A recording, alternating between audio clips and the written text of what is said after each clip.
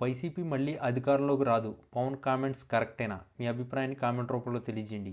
ఏ 100% నిజం, B Pawan comments అబద్ధం. ఆంధ్రప్రదేశ్ రాజకీయాలు ఎప్పుడూ వేడిగానే ఉంటాయి. ముఖ్యంగా ప్రతిపక్ష పార్టీలు బలం, అధికార పార్టీలకు సవాళ్లు విసిరే స్థానాలపై ఎప్పుడూ ఒక అంతర్గత చర్చ, ఊహాగానం నడుస్తుంటూనే ఉంటుంది. ఇటీవల జరిగిన ఎన్నికల ఫలితాలు వైఎస్ఆర్ కాంగ్రెస్ పార్టీ, వైసీపీ ఊహించని షాక్ ఇచ్చాయి. ఈ నేపథ్యంలో భవిష్యత్తులో కూడా వైసీపీకి గట్టి పోటీ ఇచ్చే లేదా ఎప్పటికీ గెలవలేని స్థానాలు అంటూ రాజకీయ వర్గాల్లో, సోషల్ మీడియాలో జరుగుతున్న మైండ్ గేమ్ చర్చ ఇప్పుడు ఆసక్తికరంగా మారింది. రాజకీయ విశ్లేషకులు కొన్ని వర్గాల సమాచారం ప్రకారం వైసీపీ సుదీర్ఘకాలికంగా సవాళ్లు విసిరే లేదా ఆ పార్టీ బలం సులభంగా పట్టు సాధించలేని 10 అసెంబ్లీ నియోజకవర్గాలపై ఊహించని కథనం ఇది కేవలం పుకారు పరిశీలన, అంతర్గత అంచనా ఆధారంగా రూపొందించబడింది. వీటిని అధికారికంగా పరిగణించరాదు. విశాఖ నగరంలో ఇప్పటికే టీడీపీ బలమైన పట్టు ఉంటే, ఆ నియోజకవర్గంలో మధ్యతరగతి మేధావి వర్గం, నగర ఓటర్ల ప్రభావంతో ఎప్పుడు వైసీపీ స్పష్టతరమే. పార్టీ అధికారంలో ఉన్నప్పుడు కూడా ఇక్కడ పట్టు సాధించడం కష్టమైనది ఒక చర్చ. ఇక్కడ స్థానిక సమస్యలు, అభివృద్ధి పనులు, ముఖ్యంగా 3 రాజధానుల అంశంపై నగరవాసుల అభిప్రాయం వైసీపీకి ప్రతికూలంగా ఉంటుందని ప్రచారం. విజయనగరం జిల్లాలో కేంద్రం ఇక్కడ ఉన్న బలమైన సామాజిక వర్గం సమీకరణల, పాత తరం రాజకీయ నాయకులు ఆధిపత్యం వైసీపీ పెద్ద సవాల్. వేరి వర్గం పట్టు ఈ స్థానంలో గట్టిగా ఉండనేది టాక్. గోదావరి జిల్లాలో ముఖ్యంగా కమ్మ సామాజిక వర్గం జనసేన పార్టీకి సాంప్రదాయ బలం.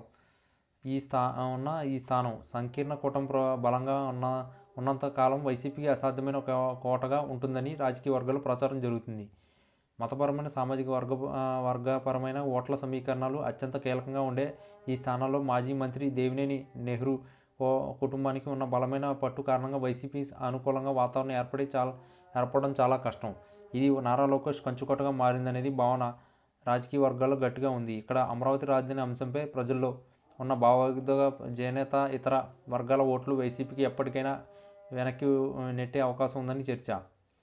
ఇది ఎన్టీఆర్ కుటుంబానికి, నందమూరి బాలకృష్ణకు కంచుకోట. రాజకీయాలు, వ్యక్తిగత అభిమానం ఇక్కడ బలంగా పనిచేస్తాయి. వైసీపీ సంక్షేమ పథకాలు ఇక్కడ బలంగా ఉన్నప్పటికీ బాలకృష్ణ ప్రభావాన్ని ఛేదించడం ఆ పార్టీకి చాలా కష్టం.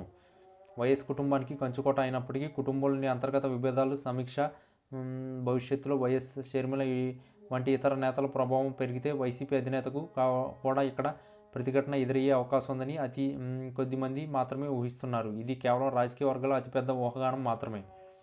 ఇక్కడ బలమైన సామాజిక వర్గాలు సమీకరణలు, ముస్లిం ఓట్లు బ్యాంకులపై కొన్ని పార్టీలు బలమైన పట్టు కారణంగా వైసీపీ గెలుపు అనేది చాలా కత్తి మీద సాములా ఉంటుందనేది అంచనా.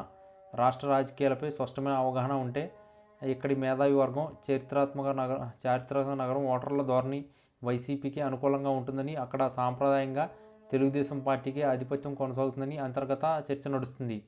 ఇక్కడ స్థానిక నాయకత్వం సమస్యలు, అంతర్గత కమ్ములాటలు ఏ పార్టీకైనా పెద్ద సవాలు. ఈ స్థానంలో సుస్థిరమైన నాయకత్వాన్ని నిలబెట్టుకోవడంలో వైసీపీ గతంలో కొంత ఇబ్బంది పడింది. ఈ కారణంగానే ఇది వైసీపీ గెలవలేని స్థానం జాబితాలో ఉంటుందనేది మరొక ఊహాగానం.